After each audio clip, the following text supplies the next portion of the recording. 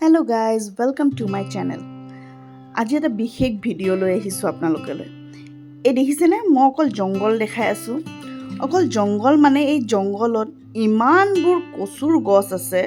মই যেতিয়া তিনিচুকীয়াত আহিছোঁ আৰু মই যোন ঠাইত থাকোঁ তাত আপুনি পূৰা কলনীত অকল কচুৰ গছ দেখিব।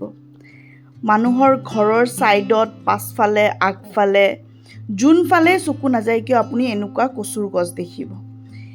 ইমানেই কচুৰ গছ কোনো মানুহ কাটিও নাখায়। আজিলৈ মই দেখাও নাই কোনোবা মানুহে কচু কাটি কেনে লৈ গৈছে বা কিবা।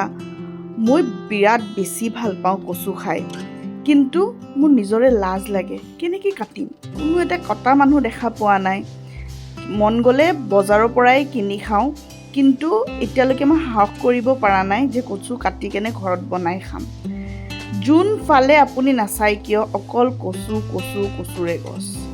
মই ভাবিলোঁ কিয়নো এটা ভিডিঅ' নবনাওঁ। এয়া মানুহৰ ঘৰৰ ছাইডে এইবোৰ গছ লাগি আছে।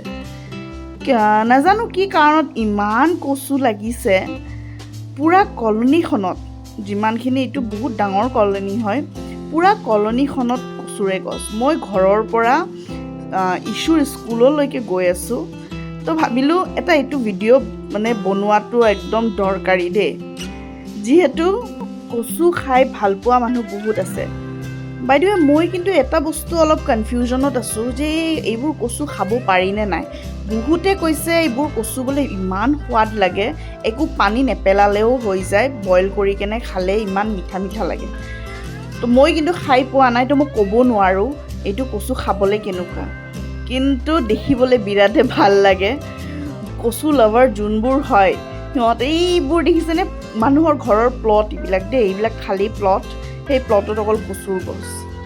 এইবোৰ কচু খাব পাৰিনে নাই প্লিজ কমেণ্টত জনাব।